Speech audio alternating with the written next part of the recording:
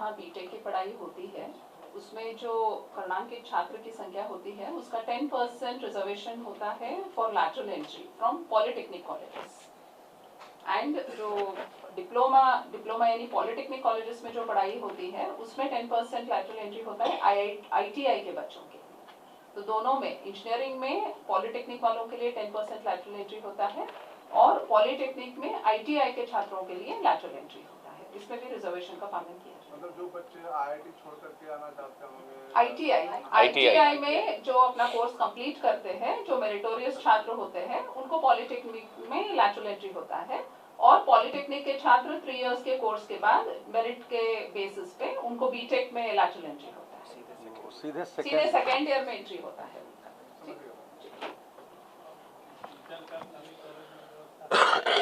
Third semester sir कुछ issues है sir, हम बता दें। हाँ बता दीजिए।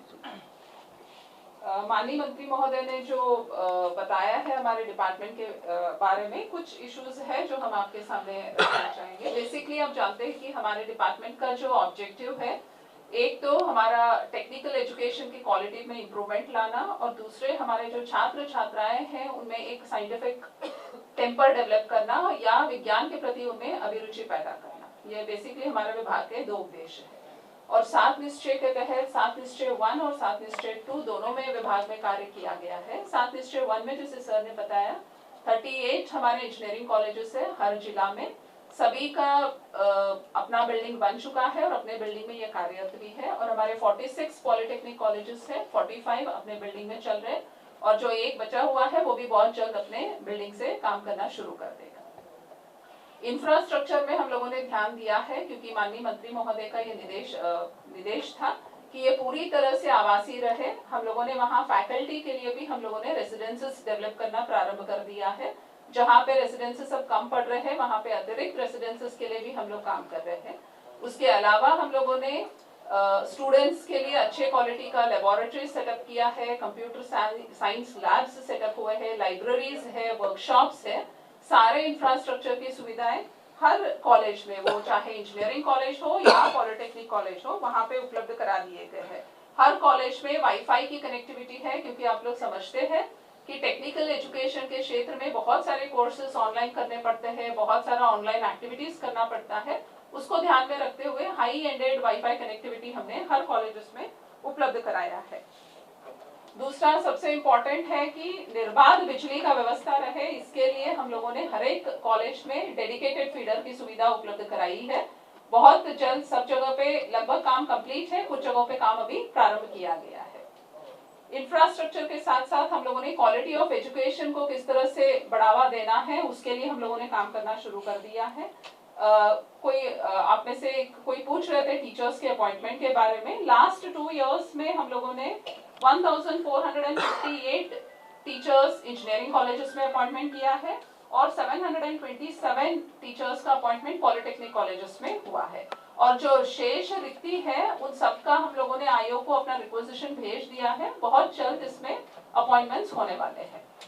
ज्यादातर गेस्ट टीचर जो लिया जा रहा था उसको भी लिया जा रहा है या रेगुलर? जहाँ अभी भी वैकेंसीज कंटिन्यू कर रहे हैं, बिकॉज कुछ फैकल्टी ऐसे हैं जहाँ हमें टीचर्स नहीं मिले हैं, वहाँ गेस्ट फैकल्टी है, लेकिन जब रेगुलर अपॉइंटमेंट हो जाएगा तो गेस्ट फैकल्टीज हट जाएंगे।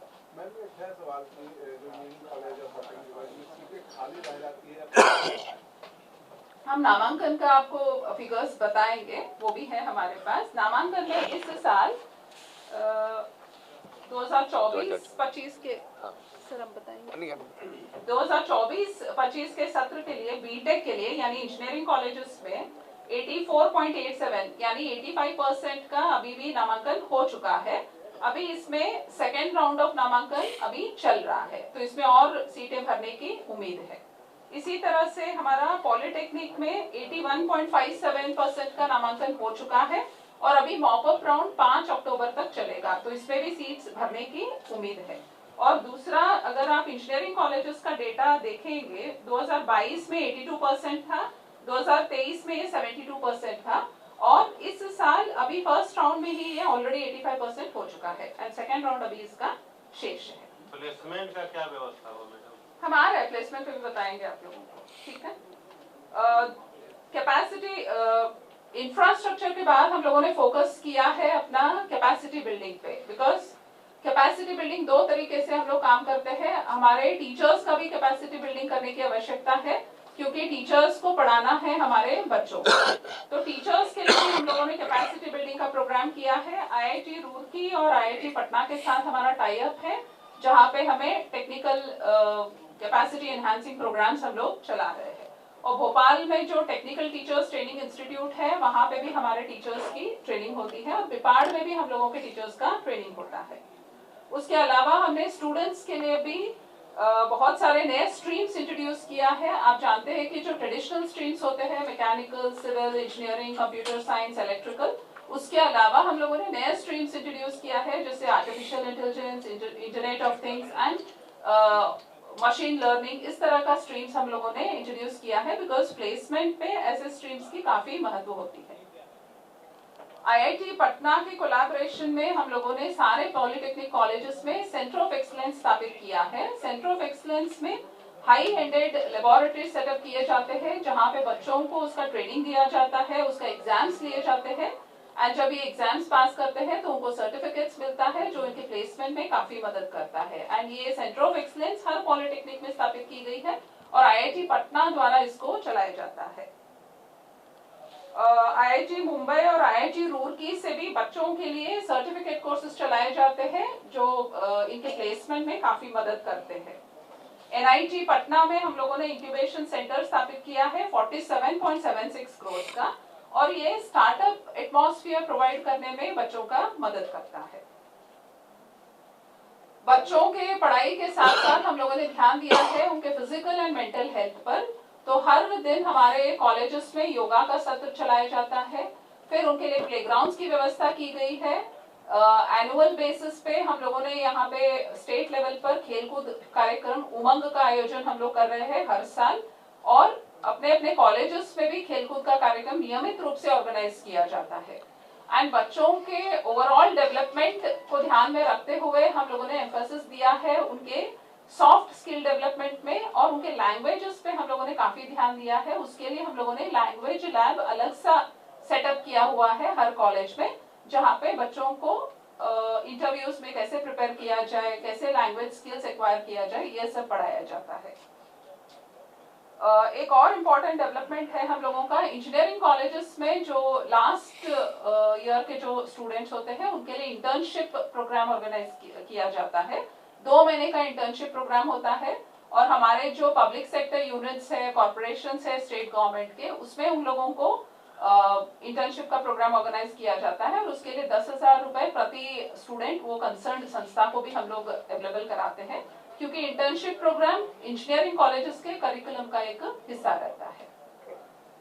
प्लेसमेंट के बारे में, प्लेसमेंट के लिए हम लोग 3 तरह से गतिविधियां करते हैं। एक तो हर कॉलेज में एक प्लेसमेंट सेल बना हुआ है, जो डायरेक्टली इंडस्ट्रीज से कांटेक्ट करके अपने अपने कॉलेजेस में प्लेसमेंट का एक्टिविटी ये लोग ऑर्गेनाइज करता है। उसके बाद डिपार्टमेंट लेवल पर भी पूरे स्टेट के लिए प्लेसमेंट का ड्राइव चलाया जाता है, और उसके बाद कंपनीज में सीधे भी बच्चे जाके अपना प्लेसमेंट का इंटरव्यूज अटेंड करते हैं। प्लेसमेंट सेल काफी अच्छे से काम कर रहा है, और अब आईआईटी पटना के कोलैबोरेशन में, क्योंकि सेंटर ऑफ एक्सीलेंस अब स्थापित हो गए हैं, हम लोगों ने प्लेसमेंट पर भी आईआईटी पटना का मदद लिया है, एंड इसके काफी अच्छे रिजल्ट्स आए हुए हैं। कुछ बड़े कंपनीज हैं जहां पे हमारे बच्चे प्लेस हुए हैं, like Bajaj auto, Hitachi, tech Mahindra, TCS, Accenture, इसमें हमारे बच्चों का प्लेसमेंट हुआ है। 2023-24 में हमने डेटा प्रेस नोट में भी दिया हुआ है। 2023-24 में लगभग 8,200 बच्चों का प्लेसमेंट भी हुआ है।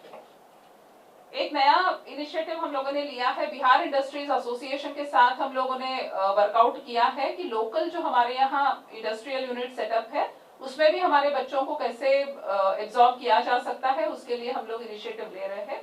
उसके बाद गया एंड भागलपुर में जो टेक्सटाइल सेक्टर्स है, वहां पे हम लोगों के पॉलिटेक्निक के बच्चों को किस तरह से प्लेसमेंट हो सकता है, उस पर भी हम लोग वर्कआउट कर रहे हैं, क्योंकि हमें बिहार इंडस्ट्रीज एसोसिएशन से भी इसमें इनपुट मिला हुआ है कि ये एरिया वहां के लिए यूजफुल हो सकता है। इसके अलावा भी स्टार्टअप्स को भी हम लोग प्रमोट कर रहे हैं। हमारे 35 इंजीनियरिंग कॉलेजेस में स्टार्टअप सेल गठित हो गया है और 34 स्टार्टअप ऐसे हैं जहां पे इंडस्ट्री विभाग द्वारा इनको सीड मनी 10 लाख रुपए इंडस्ट्री विभाग द्वारा दिया जाता है। ये सीड मनी 34 स्टार्टअप को मिला हुआ है एंड ये स्टार्टअप हमारे जो है 8-10 स्टार्टअप ऐसे हैं जो बहुत अच्छे काम कर रहे हैं और उसमें से 2-4 लोगों का ऑलरेडी रजिस्ट्रेशन भी हो चुका है। इसके अलावा हमारा जो साइंटिफिक टेम्पर डेवलप करने का या साइंस में जिज्ञासा डेवलप करने के उद्देश्य से जो सर ने बताया तारामंडल के बारे में, इसमें 2 चीज और नया कर रहे हैं हम लोग। एक वर्चुअल रियलिटी और एक 3D थिएटर डेवलप हो रहा है national council of science museum के द्वारा एंड ये फरवरी 2025 तक ये कंप्लीट होने की संभावना है। और इसी तरह से पटना के सैदपुर में हमारा साइंस सिटी डेवलप होने वाला है जिसका सिविल कंस्ट्रक्शन काम लगभग पूर्ण हो चुका है और उसमें एग्जिबिट का काम लगाने का कार्य भवन निर्माण विभाग द्वारा किया जा रहा है। बहुत जल्द ये भी काम कंप्लीट हो जाएगा। हमारा बिहार इंजीनियरिंग यूनिवर्सिटी की स्थापना भी की गई है, अच्छे से इसमें काम चल रहा है और हमारे पॉलिटेक्निक कॉलेजेस का जो रेगुलेशन होता है वो state board of technical education द्वारा किया जाता है एंड मैं आप लोगों को बताना भी चाहूंगी कि 3 स्ट्रीम्स में अभी हमारा जो पॉलिटेक्निक कॉलेज है पटना का जो प्रिंसिपल साहब भी यहाँ पे उपस्थित है, 3 स्ट्रीम्स में इनको नेशनल बोर्ड ऑफ एक्रेडिटेशन से एक्रेडिटेशन इनको मिला हुआ है and it is very good thing because बच्चों के प्लेसमेंट्स में भी ये काफी इंपॉर्टेंट होता है। बहुत सारे रिसर्च प्रोजेक्ट से ये लोग जुड़ सकते हैं। तो इस तरह से हम लोग अपना टेक्निकल एजुकेशन का क्वालिटी इंप्रूवमेंट के लिए हर संभव प्रयास हम लोग कर रहे हैं।